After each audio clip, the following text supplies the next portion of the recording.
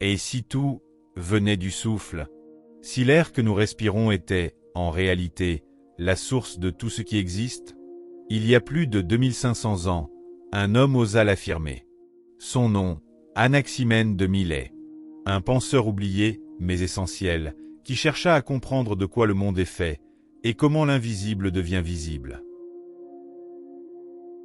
Après Thalès et Anaximandre, la cité de Milet, en Ionie, était devenue le berceau de la pensée scientifique. Thalès avait dit « Tout vient de l'eau ». Anaximandre, lui, parlait d'un principe infini, invisible, elapéron. Et leur disciple, Anaximène, voulut aller plus loin. Il chercha une substance à la fois matérielle et vivante, visible et infinie. Il choisit l'air, le souffle invisible qui relie la nature et l'homme. Pour Anaximène, l'air est le fondement de tout ce qui existe. Lorsqu'il se raréfie, il devient feu. Lorsqu'il se condense, il devient vent, puis nuage, puis eau, puis terre, puis pierre. C'est le premier philosophe à expliquer la transformation de la matière sans recourir au mythe. Il décrit un processus naturel, un cycle éternel de respiration cosmique. De même que notre âme, étant de l'air, nous maintient en vie. Ainsi le souffle et l'air entourent le monde entier.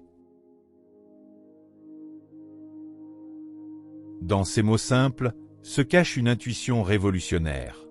Anaximène presse que la nature obéit à des lois, que la matière peut changer d'état tout en restant la même. Ce qu'il décrit, c'est déjà, sans le savoir, le principe de la densité, la base de la physique des gaz et de la thermodynamique. C'est aussi l'idée que tout est fait de la même substance. Une pensée que la science moderne ne confirmera que 20 siècles plus tard. Pour Anaximène, l'air n'est pas seulement matière. C'est aussi âme et mouvement. Il unit tout ce qui vit. L'air du ciel, celui que l'on respire et celui des hommes, ne font qu'un. C'est une vision cosmique et poétique, mais aussi scientifique avant l'heure. Tout est animé par un même souffle vital. Les stoïciens reprendront plus tard cette idée sous le nom de pneuma, le souffle divin qui pénètre toute chose. Et les scientifiques, bien plus tard, parleront de mouvement de l'air, de pression, de matière continue.